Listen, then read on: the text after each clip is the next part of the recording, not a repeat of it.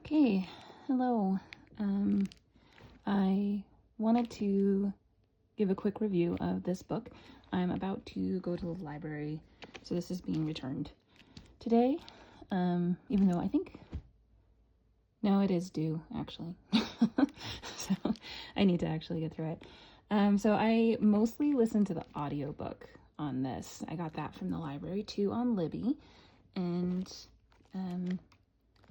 I didn't tab a lot with this, but I did every now and then. There was something when I was listening where I thought, hey, I really need to go find that and mark it. So I did.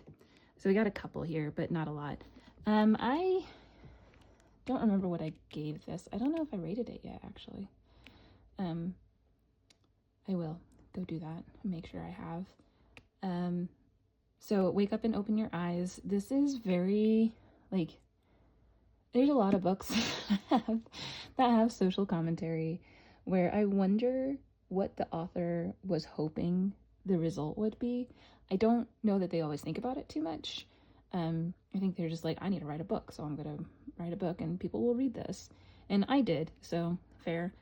And it is probably mostly written for people like me, because I don't like Fox News. I think that people who watch Fox News are being brainwashed, and that is not healthy for them. I also think that CNN and NBC News can be about as damaging, probably not anywhere close really, but damaging in similar ways. Just the whole being in a bubble thing, right? So this one, Fox News, there's a network called Fax News in this world, and basically it's run by a demon, and everybody who watches it gets possessed and turns into sort of kind of like 28 Days Later with the rage zombies is kind of what they end up as. And they also end up fornicating a lot, which I don't think that would happen, honestly, with the Fox News people. I don't think that would happen. They'd do something else. I don't think they'd end up in orgies, which is what happens here. So I probably am not recommending this book, is what it comes down to.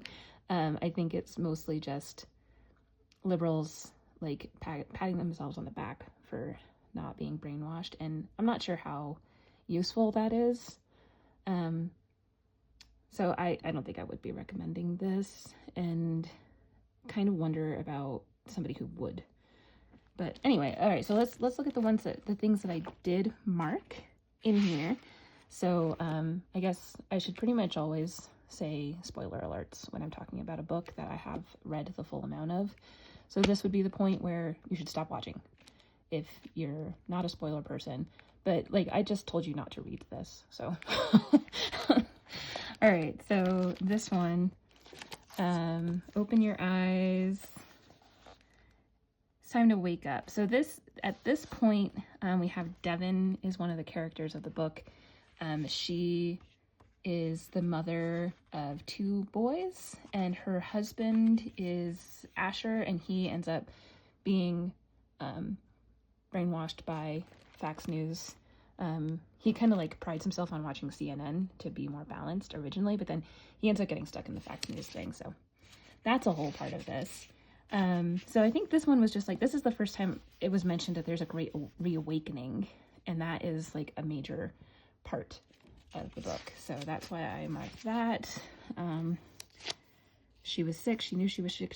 And I feel like this is so this particular scene is talking about social media. So as well as the Fox News aspect, is also talking about the whole wellness culture and how that can be pretty not true and very persuasive, and people fall into traps with those things where you end up being conned by something that is saying it's going to help you. And that's what's happening to Devin here. But this is also true to a large extent, right? Women are often being told that their problems aren't real and that they need to just learn to deal with it. And women usually do. And then we look for other things. And that's why the wellness industry is so big is because there's so many people who feel like their needs aren't being met by the medical industry. Let's see, this one, the cure had been,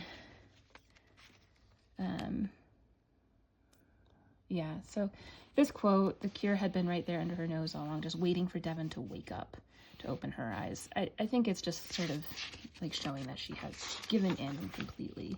And it's interesting that I'm focusing on Devon, because Asher also goes through, her husband goes through a similar thing early on, and I didn't mark any of those messages. So I guess I was really, like, Devon is, I have more of a,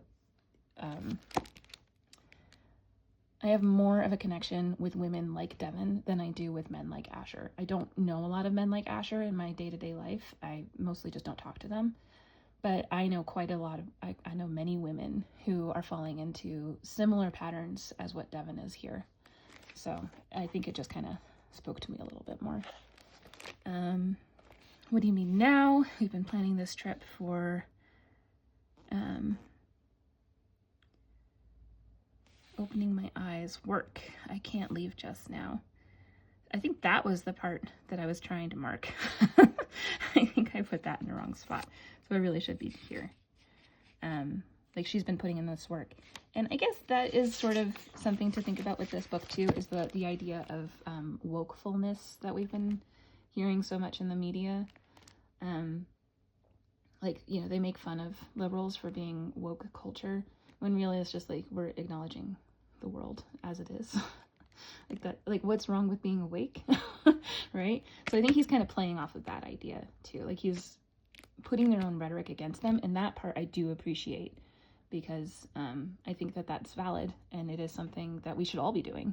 Like what they were doing with the weird, the use of calling them weird during the election. I think that is an effective strategy to encourage people to break out of the cycles that this book is talking about. And it's kind of playing off of liberals too. I think it's making us have to think about it too, of what we actually believe and how much of that is pushed on us by the same kind of forces, like CNN News, NBC News, like I said at the beginning of this. We are prone to the same problems. And I think that's what he's playing with when he talks about reawakening, waking up. He's playing off of that idea of woke culture. I think to some extent he is. Well, I hope so. I don't know. I haven't looked up the author much yet. I really don't know much about him. But yeah, I don't think I've read any of these other books. So I don't know. But I hope that is what's happening there. All right, so let's see. Oh, I did talk about Asher. So this is actually Asher.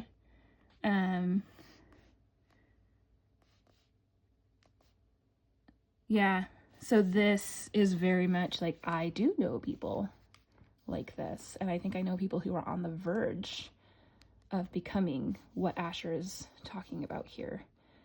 And that gets this whole thing, what happens to Asher later is actually very interesting, and his son is the one who finds him. It's kind of amazing. So that might be a reason to read this book, is just what ends up happening to Asher is so bonkers. It's probably worth reading the whole book just to get to that point. Okay, and then yeah, this was a quote that I know I heard at least here he knew what to be angry about because Paul Tammany told him so.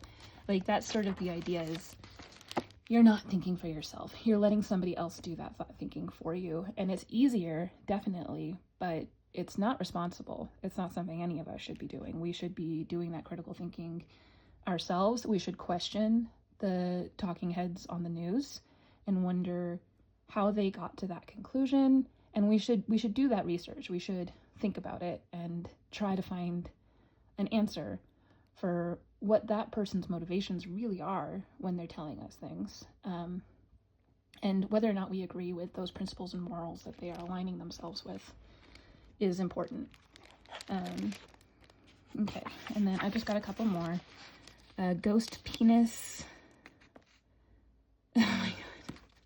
So I guess I should put some trigger and like mature content warning on this video, because this is Caleb. He's Devin and Asher's son, their older son. I think, like, stop thinking about Cox. I don't know that part is as important. Like, it definitely stuck out while I was reading. And I think that is a part of social media, the hypersexualization, the focus on male sexual attitudes, especially. It's not healthy. Yeah, I think that part was actually, I want to remember that, so I'm glad I put it in this video. Then we got, she now had her own social media, the Lewis and Clarks of the feminine era, bravely trailblazing their way online, all in the name of opening others' eyes. I do think that this is important to think about. I don't really have a lot of commentary on it, but like, there's something worthwhile here, right? Okay, and then, sorry, let me get to this. There's the last one. Let's see. Oh, so this is, at one point, the protagonist, Noah, he starts having an Anderson Cooper narrator in his head, like one that he's created himself, which I wonder how Anderson Cooper would feel about that. But Noah is like the first character we get in the very beginning. He is Asher's brother, and he's liberal. He lives in Brooklyn, and he's only stuck in this situation because he was worried about his parents, and he went to go see what was wrong with them. And this is him sort of like walking through how useless he's going to be during this apocalypse. And so, like I said, I do think that it's poking fun at liberals, probably not as much as it is the Fox News people, but it is also, it's telling us to wake up too, like people who align with more liberal values. It's telling us that this is, there's stuff for us to work on too. So yeah, I don't think I'd recommend the book, but it wasn't horrible. It was, I listened to it while I was doing chores, and playing video games. So I think it was interesting. I'm not mad that I read it, but I would not be recommending it probably. So yeah, I don't know if you end up reading it. I do wonder about the purpose of books like this and what they can actually achieve. Is part of the echo chamber for the most part. So I will not be recommending this. It was amusing. It had some kernels of not wisdom, but things that we should be thinking about. And from that perspective, I suppose it is at least somewhat useful. But yeah, I would not be recommending this to very many people. All right, that's it. I'm gonna head off to the library and bring this back to them. All right, thanks.